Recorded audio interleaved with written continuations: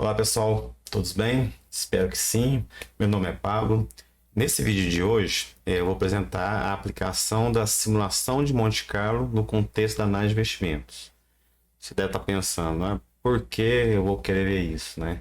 Sou da área de saúde, psicologia, sou de marketing, enfim. Quero que vocês captem a essência da mensagem. Qual seja, é que qualquer relação determinística, relação matemática, você pode pensar ela em termos probabilísticos. E daí você ter melhores informações para você tomar decisão. É um corte de aula, então não é muito elaborado em termos de edição. É um corte grande e você fica à vontade aí de pegar a essência da mensagem. Beleza? Um abraço, vamos pro vídeo.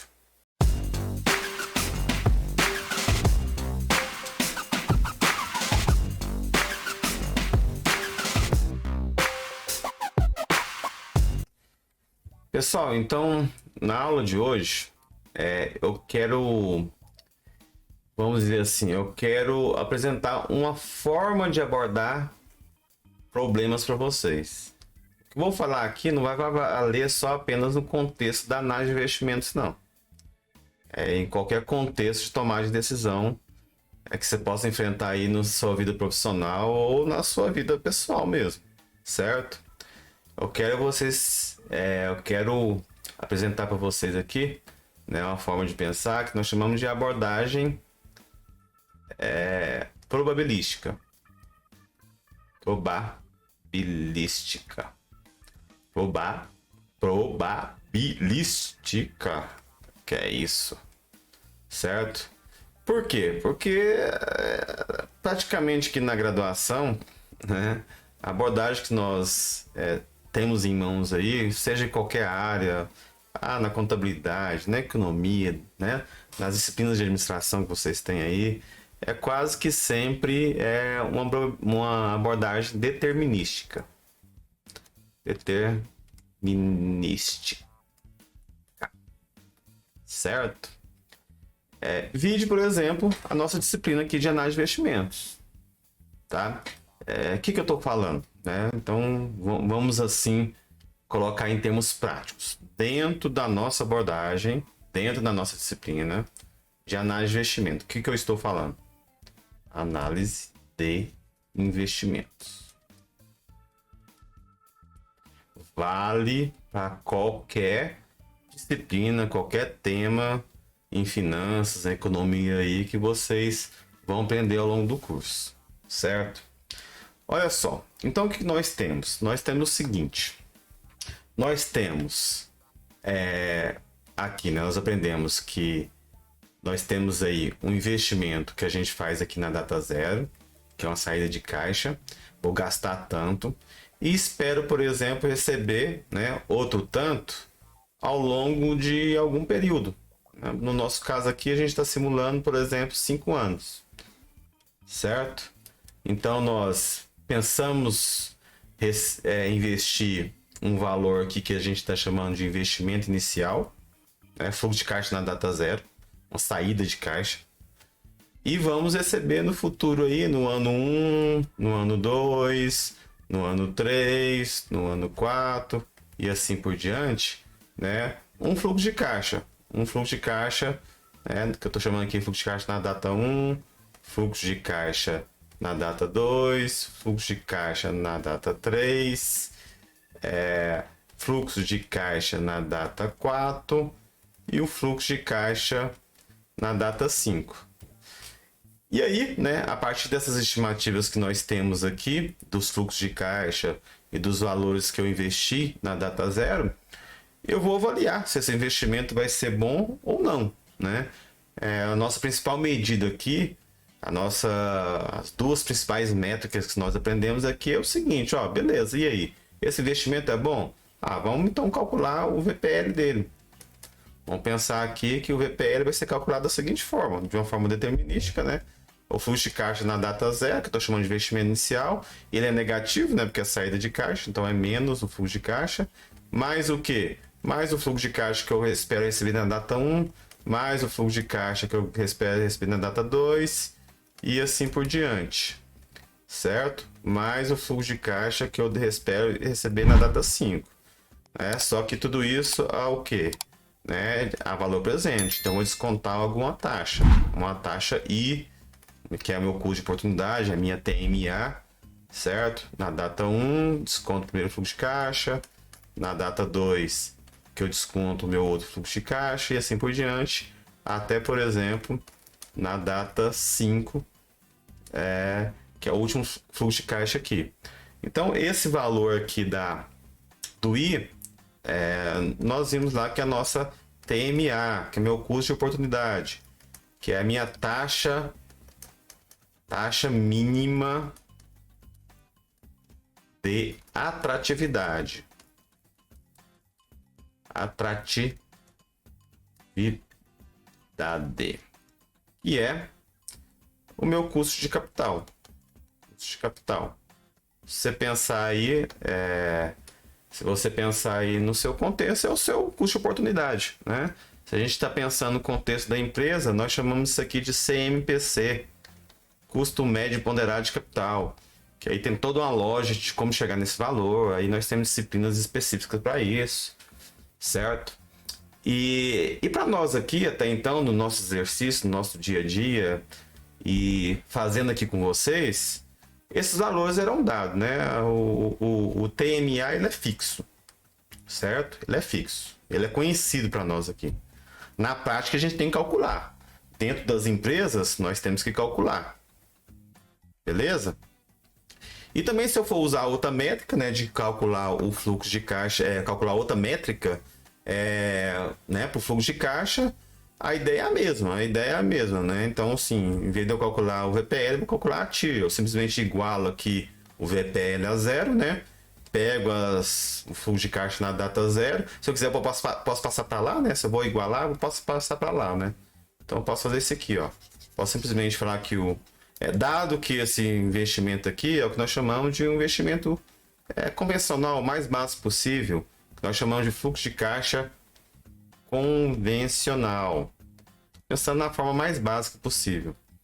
Então, posso falar que aqui do outro fluxo, eu tenho um fluxo de caixa na data 0, ou simplesmente o meu investimento inicial é igual a o somatório de todos os fluxos, certo? De I até N. Então, I aqui começa em 1, certo? Até N. Tudo isso dividido por quê? 1 mais a TIR, que é o que eu quero calcular, certo? Elevado a N. Então, sim, pode ser que eu queira calcular a minha performance relativa, né? E não absoluta, que aqui vai ser em dinheiro, reais, dólares, né? E ali vai ser em porcentagem. Vai ser uma medida relativa. Aqui vai ser em porcentagem. Uma medida, aqui vai ser uma medida relativa em porcentagem ao período, ao ano, e aqui vai ser absoluta em reais, em dinheiro. Então essas são as duas métricas que eu tenho que calcular. Quando eu conheço o fluxo de caixa na datas 1, 2, 3, 4 e tenho o valor inicial do investimento, cara, basta jogar isso aqui na planilha e fazer o cálculo, que é uma relação matemática, como a gente está vendo aqui, e tranquilo. Agora, o grande problema, gente, o que pega mesmo não é essa questão de calcular ativo e VPL. Não é. Isso é o de menos.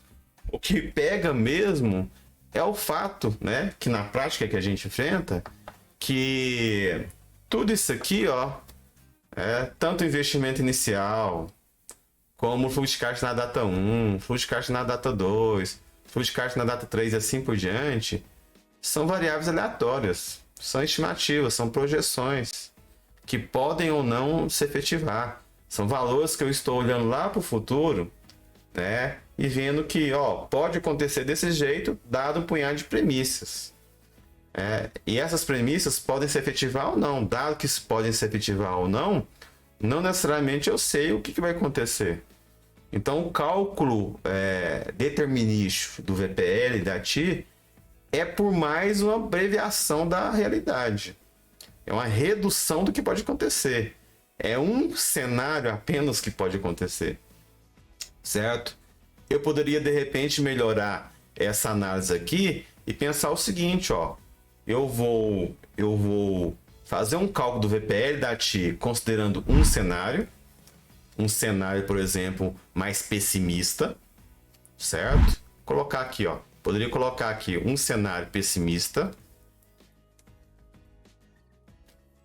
tá? Um cenário pessimista. Posso pensar, de repente, estimar um cenário em condições de normalidade, cenário normal, ok? E posso pensar num cenário tudo dando certo. Né? O que eu estou falando de cenário tudo dando certo, normal, pessimista? As suas premissas. As premissas que você parte, algumas mais otimistas, outras na normalidade, outras pessimistas. Certo? Então, você pode pensar melhorar essa sua tomada de decisão, né? Essas informações para você tomar a decisão, considerando 3 cenários. Aí você vai ter o VPL menor para o cenário pessimista, normal para um cenário normal, normalidade, o melhor para o otimista, por exemplo. E aí você avalia, né, qual que é o risco ali, considerando esses 3 cenários, e toma a sua decisão. Então o fato é isso, gente. O fato é que a abordagem determinística que vocês estão acostumados a pensar aqui e pensaram até então na matemática financeira, e vai ser assim, viu, gente? E vai ser assim praticamente toda a graduação de vocês. No fundo, é um dos cenários, é uma das opções que podem acontecer. Porque existem infinitos cenários. Não só o pessimista normal, mas o otimista. Mas você pode pensar que não necessariamente vai acontecer o pessimista normal, o otimista, mas alguma coisa em relação aos 3, por exemplo. Ou até mesmo que extrapola o otimista, ou até mesmo que extrapola o pessimista. Quantas e quantas vezes isso acontece, né? Acontece do nada que a gente estava esperando e acaba com a nosso otimismo. Ou foi muito mais surpreendente do que a gente estava esperando. Foi muito melhor do que a gente estava prevendo. Então, assim, eu quero que vocês tenham isso em mente. No curso de vocês inteiro, aqui na matemática financeira, na análise de investimentos, vai ser assim projetos, como vocês vão aprender lá com o Germano, certo? Todas as outras disciplinas. A gente está muito ligado à abordagem determinística. Então, isso aqui é uma abordagem determinística. Isso aqui é o que vocês veem aí praticamente na graduação de vocês, certo? Na graduação.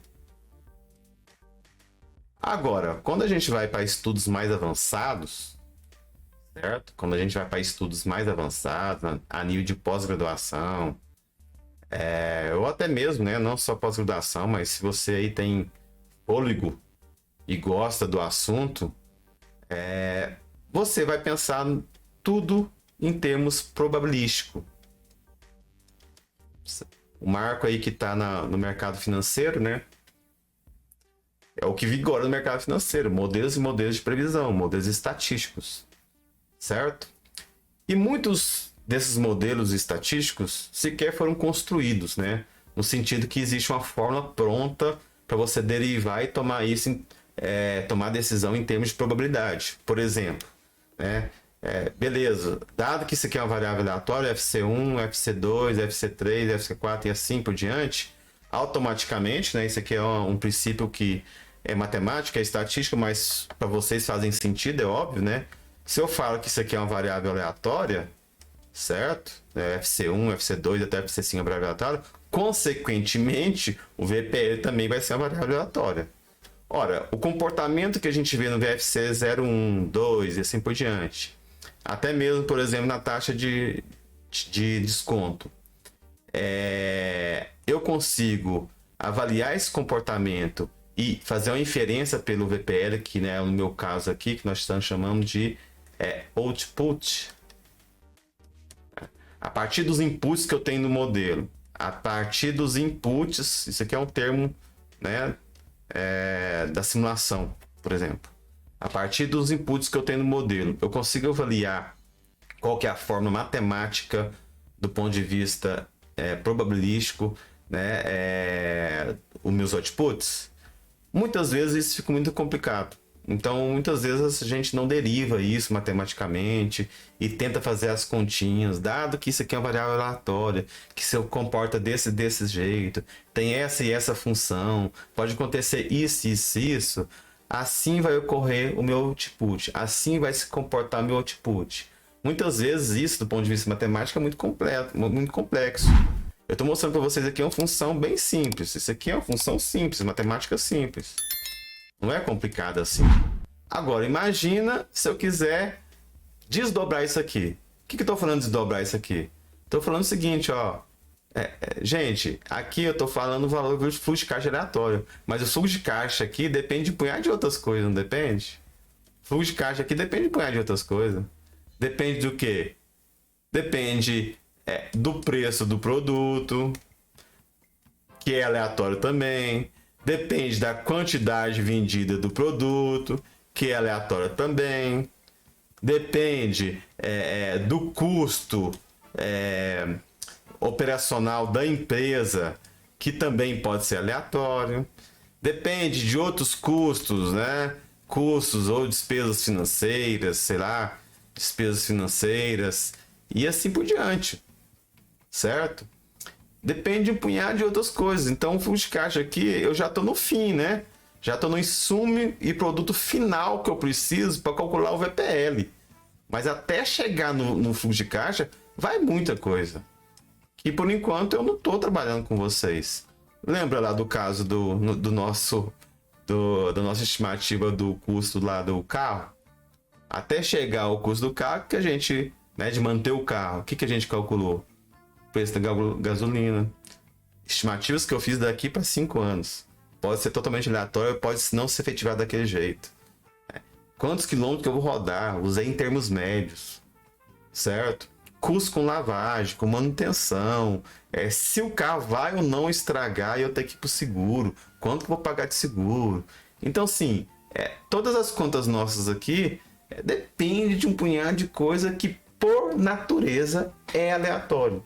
Por natureza, é incerto.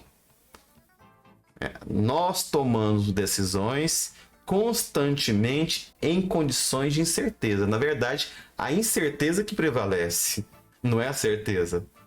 Nós tomamos decisões em condições de incerteza, em condições probabilísticas, recorrentemente, dia após dia. Só que aqui, na graduação, na disciplina, a gente tenta fazer uma redução da realidade para apresentar e fazer vocês aprenderem os conceitos. Essa que é a verdade. Mas se eu quiser, né, pelo menos ensaiar com vocês aqui e mostrar para vocês uma forma aqui de raciocinar, incluir o risco, incluir a aleatoriedade, especificamente no nosso caso aqui, na análise de investimentos. Como que eu posso fazer? Como que eu posso trabalhar isso? Aí eu vou mostrar para vocês. Vou mostrar para vocês aqui algo bem superficial, rudimentar, um trabalho simples, mas que vai fazer vocês despertarem, vocês ficarem antenados para o que pode vir por aí e para o que vai acontecer, o que acontece no nosso dia a dia. Beleza? Então, essa é a contextualização que eu queria fazer com vocês aqui. O que eu estou fazendo? O que eu vou fazer agora? Vou fazer o seguinte, ó. Vou apresentar para vocês aqui agora um problema de análise de investimentos. Certo? Problema de análise de investimentos. Tá? Vou colocar aqui para vocês no Excel, facilitar a nossa vida aqui no Excel. É um problema relativamente simples, sem muitas variáveis, sem muito detalhamento, mas que vai fazer vocês a entenderem a forma de raciocinar aqui, a forma de tomar decisões aqui em condições probabilísticas, em condições de incerteza, tendo, né, como forma de pensar uma abordagem probabilística e não uma abordagem determinística, tá? Então, assim, vamos pensar aqui nesse caso. Eu tenho um caso aqui que eu chamo de Cia Pharma, tá? A Cia Pharma, uma grande empresa farmacêutica, está muito interessada em adquirir o produto Allergy, uma nova droga anti-alérgica com efeitos colaterais ainda desconhecidos. Você, como analista financeiro, deve produzir a avaliação desse investimento durante o período de 5 anos, para determinar se a empresa deve ou não adquirir a patente. Discussão. Os resultados globais da análise determinística, do que a gente aprendeu até então, sugerem que a aquisição da Allergy vale a pena. A gente vai ver logo na sequência aqui, certo? As medidas de sucesso são ativo e VPL, beleza? É as principais, é que eu vou utilizar aqui para tomar a decisão. O VPL é aproximadamente 612 mil, a gente vai ver como que a gente chegou nesse resultado. Com a TI de 23%, tá? 23% aqui faltou, né? Sempre falo para vocês, né? Ao ano, ao período, certo?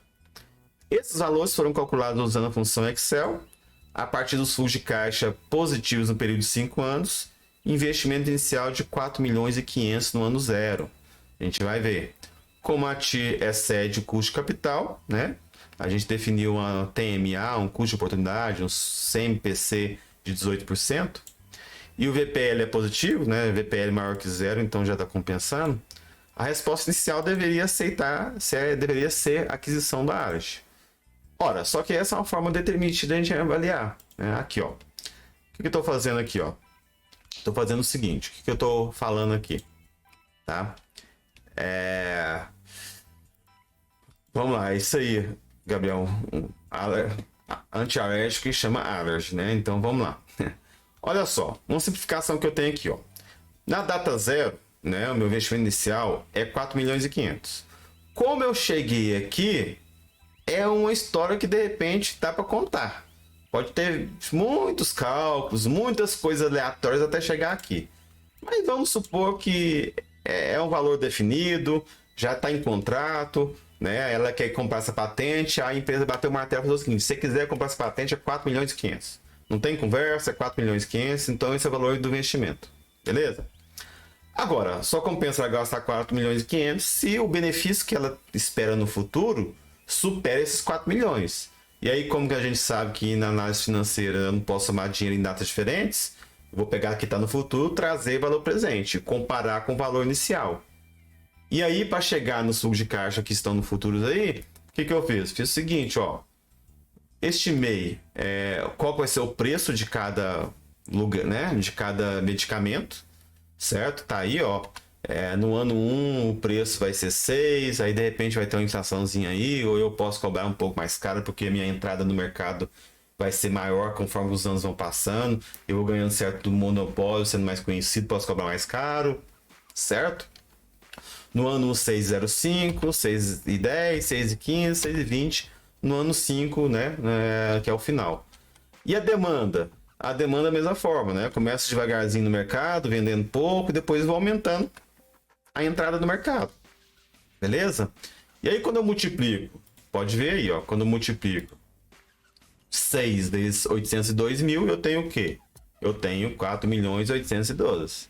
Ora, só que para... Isso aqui é só receita, né? Das receitas eu tenho que tirar os custos. E aí os custos eu também simplifiquei, né?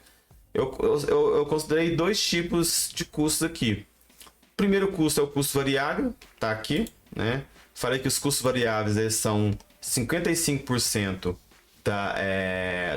da receita, certo? Então tá aqui, ó. Os custos variáveis, vou aplicar 55% da receita, como vocês podem ver aqui, ó, 55% receita. Tem os custos variáveis, tá aqui. Aí eu tiro, né, de 4.812, 2.646, aí eu tenho a diferença, que é o que sobra. E aí, para simplificar também, eu tô falando que os custos operacionais, tá aqui, ó.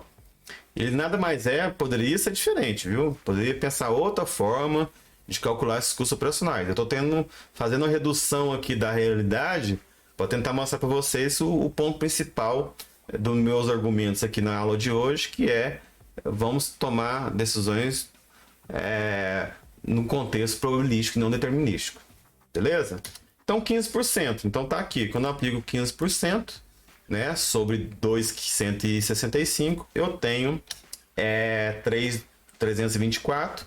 Aí quando eu tiro, né, 324 de 265, eu tenho o que nós chamamos na contabilidade, não sei se vocês chegaram até lá, né, de LAIR, que é o lucro antes do imposto de renda. Então aí quando eu tiro aqui, ó, Tirei os dois, eu tenho lucro antes do imposto de renda. E aí eu tenho o imposto de renda, né? O imposto de renda aqui que eu tô... Aí olha só, o imposto de renda de repente posso considerar como fixo, como 35% sobre o LAIR aqui, ó.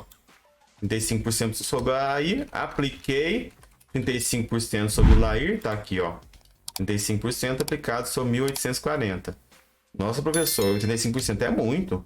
Então, onde sei é só 15%, né? Não. Quando eu tô falando 35% aqui, é o imposto de renda mais contribuição social sobre o lucro líquido. Em termos básicos aí é 15% a alíquota.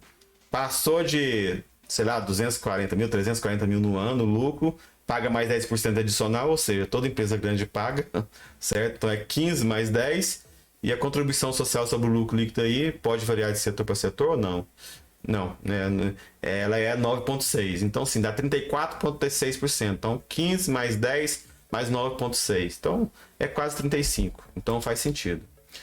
Eu fiz esses cálculos, mostrei para vocês aqui, né? Como vocês podem ver, depois que eu tirei do LAI o imposto de renda, eu tenho fluxo de caixa operacional.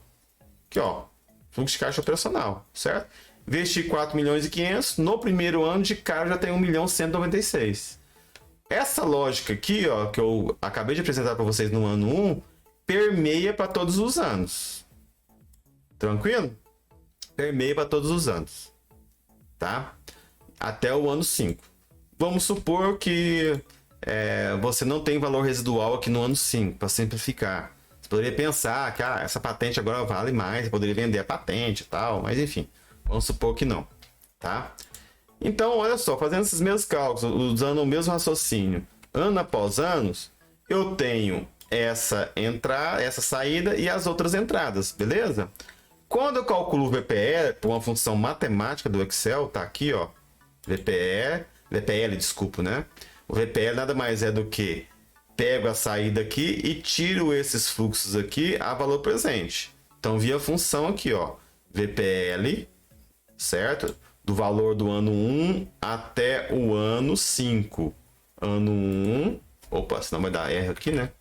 Ano 1, VPE do ano 1 até o ano 5, certo? Então, tá feita aqui a função, tá atrelado, tá amarrado às células.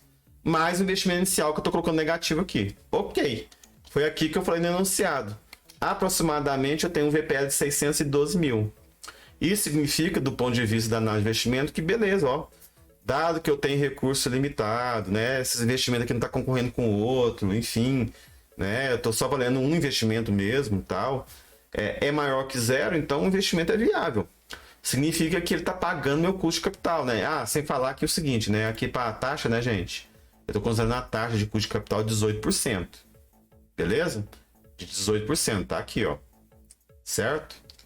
Então, sim, tô pagando meu custo de capital, meu custo de oportunidade, e ainda tá sobrando 612 mil. Então, tá valendo, investimento viável. Beleza? Da mesma forma, a TIR, né?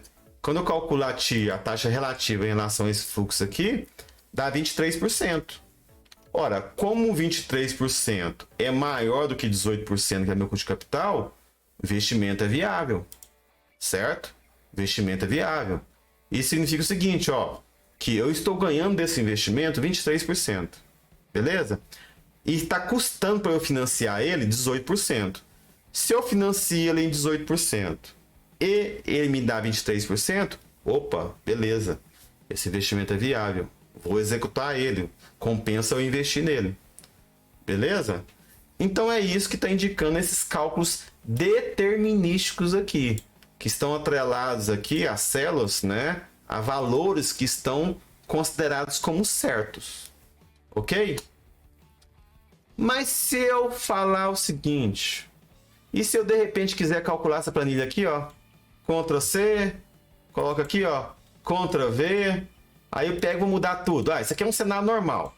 Aí eu posso numerar aqui, ó, colocar um cenário mais pessimista. Simista. Certo? Poderia botar aqui, ó, não, eu acho que não vou conseguir ganhar mais de 6 anos a ano. Tá aqui, 6 anos a ano. Então tá aqui, ó, vai mudando lá embaixo. A venda também eu acho que não vai aumentar desse jeito. Vai ser 800 mil na data 0. Na data 1 e depois vai ser só 900. E aqui vai ser só 1 milhão. Aqui nem ideia. Aí não, é muito mesmo. 3, 1, 2, 3. Aqui vai ser só 1 milhão e 100, né? E aqui só 1 milhão e 300. Aí você vai simulando, né? Onde você chegou nesse valor, você tem que justificar o porquê 800, porque é 900, porque é 1 milhão. Né? O fato é, certeza você não tem nada no futuro. Agora, você tem que colocar premissas aqui na data zero, quando você está fazendo a conta, quando você está tomando decisão, que façam sentido. Para chegar aqui a 2 anos, 3 anos, o seu chefe perguntar, ué, mas o que é isso aqui? Essa conta sua foi totalmente errada. Você pegar e falar o seguinte, ó, não, peraí, nas condições do momento, a realidade daquele momento era essa. Olha só aqui, ó, minhas premissas todas anotadas e foi aprovado e tudo fez sentido na época. Certo? Então, aí, quando considera um cenário mais pessimista, por exemplo, eu chego nesse valor aqui, ó, 77 mil. Agora, imagine você pensar nesse cenário pessimista, no outro otimista. Ah, quero fazer algo eu quero um cenário normal, não muito bom e bom. Normal, não muito ruim e ruim. 5 cenários, um para cada, né? Premissas diferindo, né? Alterando a cada cenário que você coloca. Então o que acontece? Você pode fazer isso, muitas vezes a gente faz isso. Só que, e se eu te falar que de repente a gente pode fazer isso considerando 10 mil cenários? 1.000 cenários? 2.000 cenários? 5.000 cenários? 10.000 cenários? De uma forma automática. Em que sentido? Ora, você pode pensar que, por exemplo, mais uma vez só para fins didáticos, certo? Só para fins didáticos. Você imagina o seguinte, ó. Você imagina que esse 6 aqui pode ser 6 provavelmente, mas ele pode seguir uma distribuição de probabilidades, por exemplo, né? Ele pode seguir uma distribuição de probabilidades em que ele é 6 com um mínimo de 5,90 e um máximo de 6,10, por exemplo. Você pode fazer o seguinte, ó. Isso aqui, de uma forma aleatória, vai ser 6 mais um mínimo de 5,90 e um máximo de 6,10. Vai ser alguma coisa dentro disso aqui, ó. Dentro de uma distribuição que a gente fala que é distribuição triangular. Não é das mais conhecidas, a mais conhecida é essa aqui, só que eu quis brincar com vocês, né? É a normal, vocês já ouviram falar, certo? Então eu posso de repente brincar desse jeito. Agora, o porquê eu defini uma distribuição triangular, normal, uniforme, é outra coisa. Faz parte das suas premissas. Certo? Não, o custo de capital a gente pode deixar aí. Porque se você variar o custo de capital, né, o CMPC, e variar os fluxos também, você está embutindo o risco 2 vezes. Certo? Então podemos deixar aí. Beleza, então olha só. Como eu defini essa probabilidade, pode ser algo que também faz parte da sua premissa. O que eu posso falar para vocês é o seguinte: quando você não sabe de nada, não sei de nada, uniforme, né?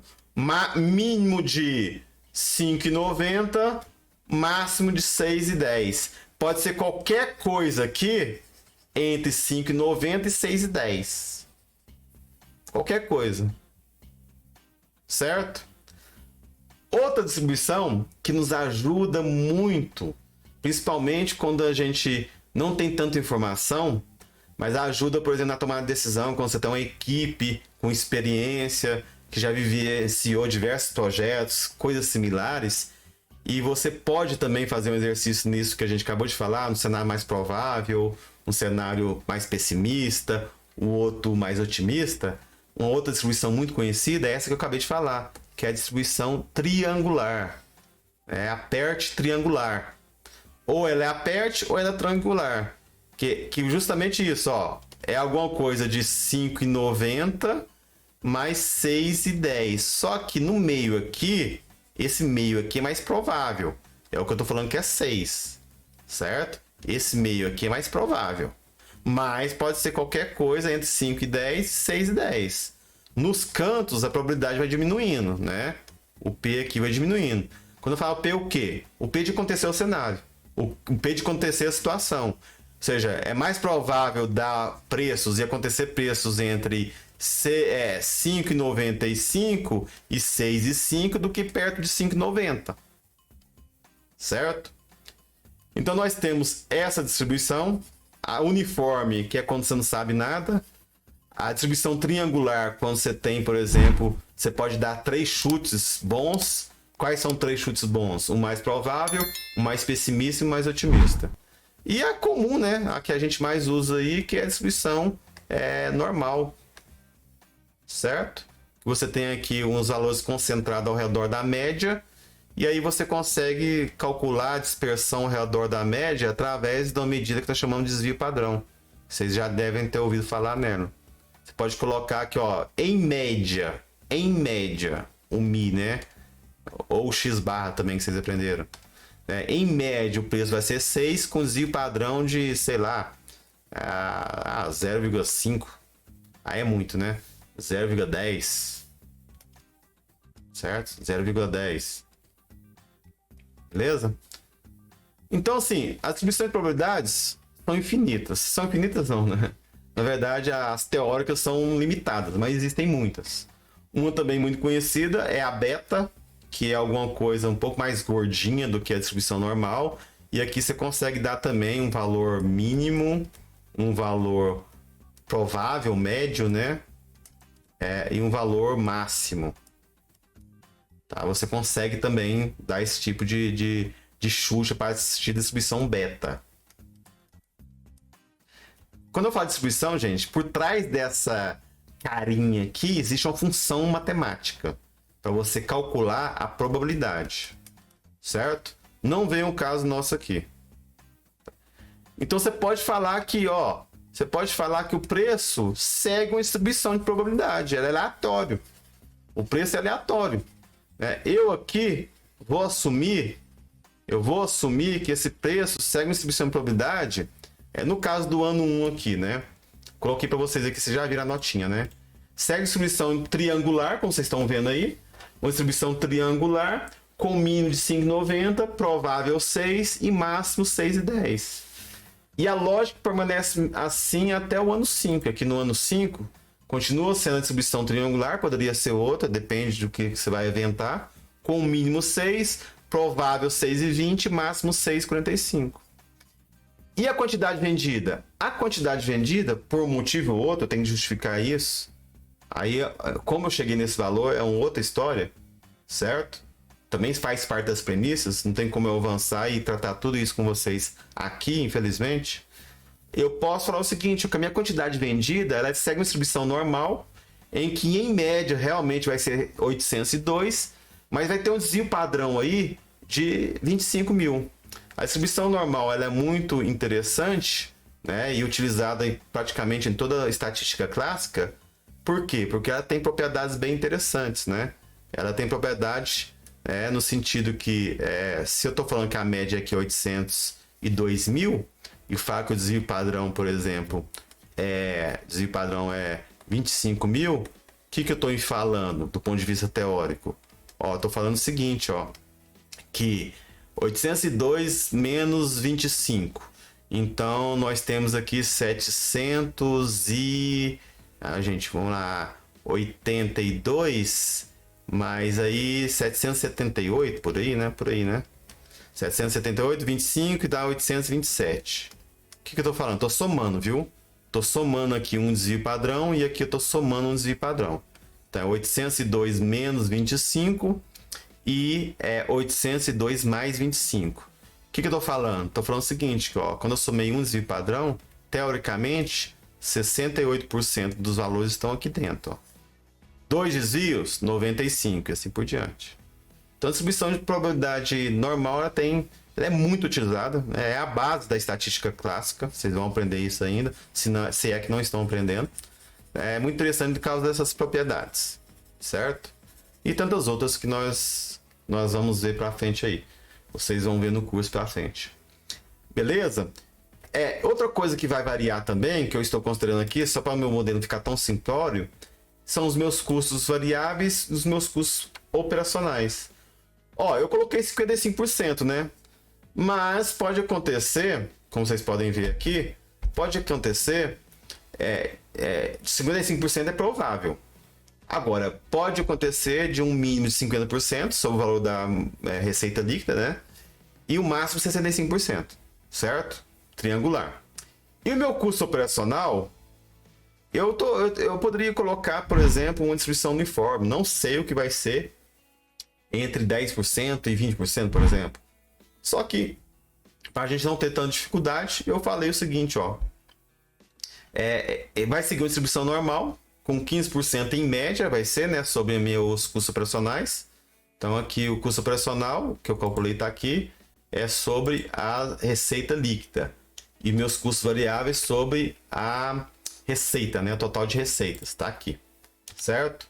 Então, em relação ao custo operacional, vai ser uma distribuição normal, como vocês podem ver aí, com média de 15% e desvio padrão de 2%. Lembrando, viu, gente? Lembrando que a distribuição normal, teoricamente, ela vai de menos infinito a mais infinito, certo? A triangular não, a triangular ela morre aqui, ó, ela morre em algum lugar. Então, sim, para exemplificar, eu considerei só essas duas distribuições para vocês. Poderia ser outra, poderia pensar na beta, que é muito comum também esse tipo de exercício, certo? Poderia pensar na uniforme, né? Não sei de nada, é uniforme. O preço pode ser algo entre R$ 5,90 e R$ 6,10. Pronto. Pronto. Beleza? Fechou. Olha, professor, muito bem, né? Ok. Mas como que eu vou modelar isso? Como que eu vou resolver isso? Aí você vai precisar de software, que você não vai fazer isso na mão, que não tem como fazer na mão. Aí existem diversos softwares, alguns vocês vão aprender ao longo do curso aí, software de estatística, como por exemplo o R, né? Agora, eu, para exemplificar aqui, vou adotar um software que eu gosto muito, a vida toda eu sempre utilizei, muito bom porque, né, principalmente porque funciona dentro do Excel, que é esse aqui, ó, que é o Crystal Ball, certo? Esse software aqui tem como você baixar a versão avaliação dele, tá? Deixa eu só um momento mostrar para vocês aqui. Aqui, ó. Vamos colocar aqui, ó. Tem a Oracle Crystal Ball. É da Oracle. Existem outros, viu? Existem alguns concorrentes dele, como por exemplo o Whisk. Então esse aqui que é o software, né? Dá para você baixar aí no seu computador. E tem a empresa aqui no Brasil também, viu? Dá para você baixar no seu computador aí e fazer a avaliação de 15 dias, certo? E também tem um outro que eu usei muito na minha vida também. Estou usando menos, que ele é mais complexo para apresentar didaticamente para vocês. Que é o Parasite Whisk, @Whisk. Esse aqui também é muito bom. Tá aqui, vamos lá. Tá aqui, ó. Esse aqui também é talvez até mais completo do que o Crystal Ball. Você pode baixar também a versão 8 e por 15 dias aí no seu computador. E aqui mostra um pouquinho como que ele trabalha, né? Enfim, grandes empresas utilizam isso aqui, essa modelagem que eu vou mostrar para vocês, que é óbvio que é só uma introdução, certo? Então, essa que é a ideia. Eu estou mostrando softwares para vocês aqui que entregam ao Excel. Mas você pode ter softwares específicos, como eu já trabalhei com outros softwares aqui. O Whisk 4.1 tal, que não é integrado ao Excel, ele é próprio, né? Eu coloco os inputs, os outputs nele mesmo. Agora no Excel facilita, né, didaticamente aqui para eu apresentar para vocês. Facilita bastante, então por isso que eu gosto do Crystal Ball. Quando você instala ele, ele vai receber um menu novo aqui, ó, como vocês podem ver. Certo? Aqui, ó, menu novo Crystal Ball. Ele tem muitas funcionalidades, só que eu vou trabalhar com vocês aqui apenas duas praticamente. Eu vou mostrar para vocês o seguinte, ó, beleza. Essa célula aqui, ó, segue uma distribuição que eu estou definindo, que é, por exemplo, triangular. Como que eu vou inserir e formar isso para o software? Venho aqui, ó, você tem o menu aqui todo, né? Tem um punhado de coisa aqui que depois vocês mexem aí, a pena que infelizmente não tem tempo para isso. Mas eu venho aqui, ó.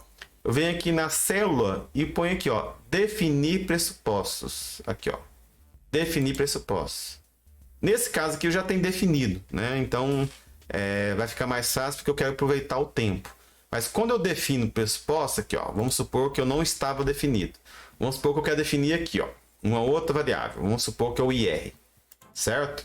E vai te dar uma opção, olha só. Olha só, cadê? Ah, não, é porque não tem... Ela depende de outra, né? Desculpa. Nenhuma outra aqui vai dar porque depende da outra. Vamos colocar em qualquer outro lugar aqui, ó. Vamos lá. Olha só. Quando eu coloco definir pressuposto, ele me dá um punhado de distribuição. Ah, vocês não estão vendo, né, gente? Peraí, deixa eu ver. Peraí, gente, só um momento. Eu vou ter que mostrar isso aqui no monitor, viu? Peraí. Ah, agora sim. Agora sim. Quando eu coloco aqui, ó, gente. Quando eu coloco aqui, ó, definir pressupostos, olha só o tanto de opção que me dá, ó. Olha só. Tem esse tanto de distribuição teórica que eu posso definir. Cada distribuição tem os parâmetros que a definem. Por exemplo, a distribuição normal, basta você saber a média e padrão. A distribuição triangular, você precisa de 3 parâmetros. Você precisa do mínimo, provável e máximo. Na distribuição uniforme, você precisa de 2 parâmetros, mínimo e máximo. Na distribuição log normal, baseada em taxas, retornos, em que é 0 a mais infinito, e não de menos infinito e mais infinito, você também pode ser a média e padrão. A distribuição beta, que eu falei para vocês, tem os parâmetros lá de localização também. Na PERT beta, é aquilo que eu falei para vocês, mínimo, máximo e provável. E aí nós temos a distribuição gama, EIBFO, distribuição de extremo máximo, extremo mínimo, logística, T-Student, né? Distribuições exponenciais, hipergeométrica, todas as distribuições relacionadas a tempo, distribuições relacionadas à contagem, Poisson, quando é o número discreto, binomial, quando é sim e não, certo? Geométrica, que é tempo também, tempo discreto, uniforme discreto, enfim, você pode ter diversas opções e qual que é a distribuição que você vai utilizar depende do seu problema, depende das informações a priori que você tem, certo? Então, assim, é bem legal isso aqui e te dá uma flexibilidade enorme, beleza? Então, olha só, define a distribuição que você vai utilizar. Nesse caso aqui, a gente já está trabalhando só com duas, a normal e a triangular, para quê? Para facilitar, certo? E coloca OK aqui, né? No nosso caso aqui, a gente já colocou, eu falei que era triangular, né? E peguei e dei o mínimo máximo aqui, certo? Coloquei o nome aqui, ó, um nome qualquer que você pode definir, coloca mínimo e máximo. Então vamos lá, ó, foi o que eu fiz aqui, ó. Distribuição uniforme, mínimo de 5,90, provável 6 e máximo 6,10. Usa essa mesma lógica até no ano 5, ó. Definir pressupostos, mínimo de 6, provável 6,20 e máximo de 6,45. Faço isso também para a quantidade demandada. Demandada não, no caso a quantidade da demanda, né? Os produtos que eu espero vender. Em média, eu acho que vou vender 802 mil, porém com desvio padrão de 25 mil. E coloco inserir, coloco OK aqui. E da mesma forma, se eu quisesse mudar, por exemplo, mudo aqui para uniforme, para beta e assim por diante. Como operacionalizar o software, não vou entrar em detalhes, porque o sentido não é esse. É mostrar para vocês que a gente pode pensar um problema, qualquer problema determinístico, em problema probabilístico.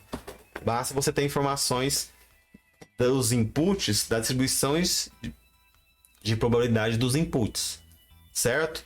Da mesma forma, lá no ano 5, né? Vai em cá, ó, o ano 5, definir pressuposto. Em média, eu acho que vou vender 1.462.000, mas desvio padrão de 35 mil. Alguma coisa ao redor de 1.360, certo?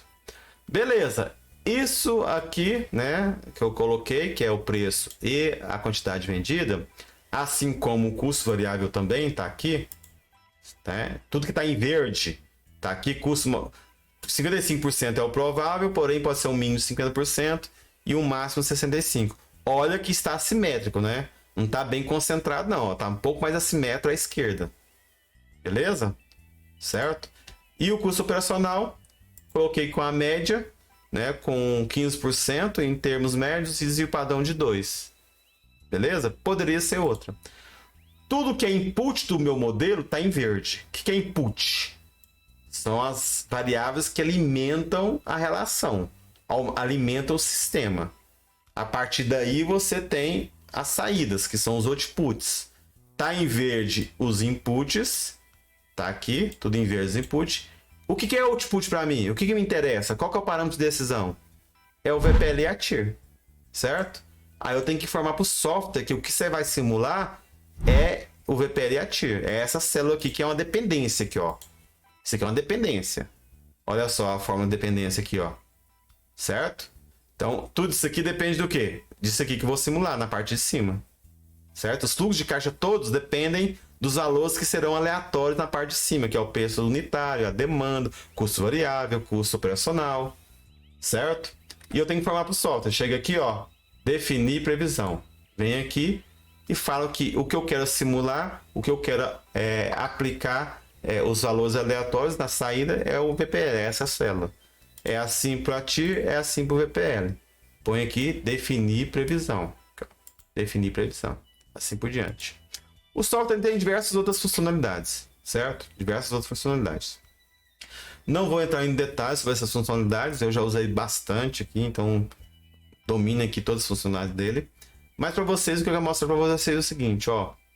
Agora, no Excel, com o poder do Crystal Ball, eu estou transformando um modelo que ele é determinístico, uma relação que é matemática, um VPL e uma TIR que depende de relações matemáticas do fluxo de caixa, e consequentemente o fluxo de caixa depende do imposto de renda, depende do LAI, dos custos operacionais, da receita líquida, dos custos variáveis, do preço que eu vou vender e com a demanda que vai ter desse produto. Ou seja, dadas essas relações de dependência, eu consigo parametrizar isso no software e falar o seguinte, ok, beleza, isso aqui é um único valor de diversos possíveis, dado que minhas variáveis de entrada, meus inputs são aleatórios.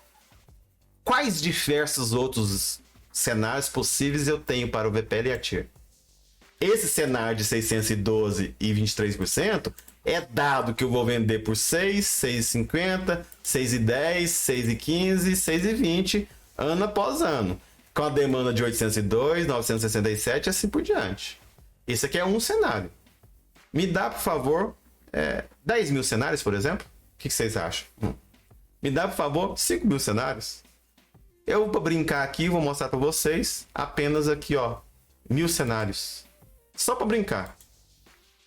E aí? Então me dá 1000 valores de VPL, me dá 1000 valores de TIR para eu tomar uma decisão um pouco mais assertiva, um pouco mais realística, né? Não é achar que o valor realmente vai ser 610. Então, quando eu coloco aqui 1000, defino algumas preferências aqui, que eu não vou entrar em detalhes para vocês. Coloca aqui, ó, o software para iniciar a simulação. Olha só, gente. Olha só. Iniciar a simulação. Olha o que vai acontecer. Essa etapa aqui, eu acho que cai a ficha de muita gente. Olha só o que vai acontecer. 10 mil valores. Olha só o que está acontecendo. Ele está criando 10 mil valores para mim. Que legal, né? Que legal, que legal. Aqui, ó. De trazer para cá os resultados. Eu pensei que ia estourar já. Não, isso aqui é levezinho, gente. Qualquer computador faz isso aí. Olha só que legal isso aí. Então ele está simulando 10, no caso aqui é 1000, né? 1000 cenários diferentes.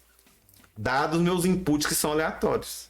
Para quê? Para eu avaliar o que interessa, sem precisar de uma fórmula específica para o VPL e a TIR. Porque deduzir uma fórmula, né, aleatória muitas vezes é complicado, não é difícil, dada a função matemática que eu tenho. Então eu faço o quê? Faço a simulação. Isso que a gente está acabando de falar, de fazer, mostrar para vocês aqui nesse contexto da avaliação de investimentos, é o que nós chamamos de simulação de Monte Carlo. Pai, vitamina. Obrigado, meu filho. O que nós acabamos de fazer aqui é o que nós chamamos de simulação de Monte Carlo. Já ouviram falar? Então eu estou transformando uma abordagem determinística em uma abordagem probabilística. Acabamos por aí? Não. Só tô tendo aí as figurinhas para eu tomar decisão. O que importa mesmo são novas informações que vão vir agora.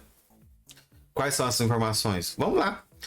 Infelizmente, o nosso exemplo aqui é simples, não é tão complicado. Por quê? Porque eu tenho só o VPL ativo. Mas olha só que legal. Vou pegar aqui, por exemplo... Vou pegar a TIR primeiro. Né? Vou pegar... Esse aqui não interessa. Vou pegar a TIR primeiro, certo? Dado a TIR aqui, ó. Olha só que legal. Vou aumentar aqui para vocês. Professor de Deus, o que é isso aqui? Ó, esse aqui são os 1000 valores que eu simulei de TIR. Dados os inputs. Mas por que isso é importante? Ora, eu não poderia pegar 1000 valores e desses 1000 eu de repente avaliar. Olha só, qual que é o ponto de decisão interessante para mim na TIR? Não é acima do custo. Não só me interessa TIRs acima do custo capital. Quanto que é o custo capital? 18%. Ora, então de repente eu posso pensar o seguinte: quantos cenários de 1000 a TIR for superior a 18%? Ó, vamos ver aqui, ó. Vamos ver aqui, ó. Vamos colocar aqui, ó. Vamos colocar exatos aqui, ó. 18%. 18 não é porque tá em porcentagem no Excel, não. Então é 0,18. 0,18. Olha só. Que legal. Que legal, ó. Abaixo daqui, no vermelhinho que vocês estão vendo, a TIR foi abaixo de 18%. No azulzinho, foi superior a 18%. E olha só o que deu aqui a certeza, ó. Aí já é outra coisa, né, gente?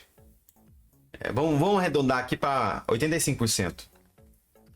Ora, pela avaliação que eu fiz aqui, pelo cenário que eu fiz aqui, existe 85% de chance da minha TIR superar o custo capital. Olha a informação que eu estou tendo. Eu tenho que, num cenário qualquer, 23%, né? Ok. Mas agora você pode avaliar o risco do negócio, né? O risco do investimento. 85% é pouco ou muito para você? De repente você aceita. Não, 85% não é tão arriscado assim. Bora executar um investimento. Bora comprar aí a patente. Certo? Então, assim, poderia pensar de outras várias formas. Poderia pensar qual intervalo, né? Tal. Aqui, o VPL. Vamos pro VPL, que eu já mato o VPL também. Em relação ao VPL. Qual que é a decisão importante para nós do VPL? O que me interessa no VPL? Me interessa... A VPL ativa vai ser muito parecido, porque a função matemática dos dois é muito parecida, né, gente? A função de um é quase que idêntica do outro, enfim. Mas o que me importa no VPL? Não importa o VPL, né? O VPL é maior que zero. Então vamos lá, ó. Aqui, ó. Maior que zero. Vamos colocar zero aqui, né? Então, beleza, tá aí, ó. O mesmo valor, a função é a mesma. O VPL ativo não é muito bom, né? Eu poderia colocar o VPL e payback, enfim, uma outra variável. Seria mais interessante, porque o VPL ativo, a função é a mesma, né? A função matemática é a mesma. Mas da mesma forma, olha só que legal. Ora, agora eu tenho uma informação um pouco mais contundente. Ora, VPL vai ser maior que zero em 85% das vezes. Olha, então é um risco baixo. Se é um risco baixo, vamos lá então, vamos executar o investimento. A partir daí, gente, você pode fazer diversas outras análises. Uma delas, por exemplo, é o que nós chamamos de análise de sensibilidade. Tá? Essa análise de sensibilidade, ela vai falar o seguinte, ó, beleza. Das variáveis de entradas, daquelas que são aleatórias, o que afeta mais as minhas saídas? Quais são as que afetam mais as saídas? Olha só que beleza aqui, ó. Essa análise de sensibilidade está me dando o seguinte, ó. Que o que mais afeta o meu VPL, especificamente VPL, porque como eu falei para você, a função matemática é a mesma, VPL e TIR vai ser a mesma coisa. O que afeta mais o VPL, olha só o que é, ó. Custo variável. 88% de forma negativa, né? Óbvio, né? Porque quanto maior o custo variável, menor o VPL, né? Porque é um custo, certo? Vai diminuir meu fluxo de caixa. 88%. Ou seja, a variância explicada do meu VPL, 88% é explicado pelos custos variáveis. Depois, na sequência, custos operacionais. Olha só que informação legal. Não importa muito a demanda e nem o preço que eu vou colocar. Eu tenho que olhar para onde? Para minhas questões internas da empresa. Menos mal. Porque o custo variável, o custo operacional, talvez está muito mais na minha mão em questões de tomada de decisão, questões de controle, que talvez a demanda e o preço do produto, que está muito mais atrelado às condições do mercado, por exemplo. Isso, de repente, é uma questão importante para eu avaliar agora. Ó, como que eu faço então, nesse momento, para reduzir os custos variáveis, custos operacionais, né? Variáveis que é o maior. Os custos variáveis desse investimento, dessa patente que eu vou adquirir. Já começa a agir agora, porque eu sei o que mais influencia, certo? Então, pessoas, era isso que eu queria mostrar para vocês. Eu queria mostrar para vocês que todo e qualquer problema determinístico que eu vou apresentar, porque eu apresentei para vocês no curso aqui, que vocês vão ver a vida toda aí na graduação, porque é assim, e faz sentido por questões de redução didática, né? Você pode transformar num problema probabilístico. Então, você pode transformar um problema que é probabilístico, que é determinístico, né, em probabilístico, que é muito mais realista. Com toda certeza. Então, essa é a forma da gente aplicar a simulação de Monte Carlo, né, uma das técnicas estatísticas, uma das abordagens, uma das frentes estatísticas mais utilizadas no contexto de tomada de decisão em problemas do nosso dia a dia. Aqui foi um exemplo de análise de investimento, mas você pode aplicar e pensar em diversos contextos. Eu mesmo já apliquei e desenvolvi em diversos outros contextos.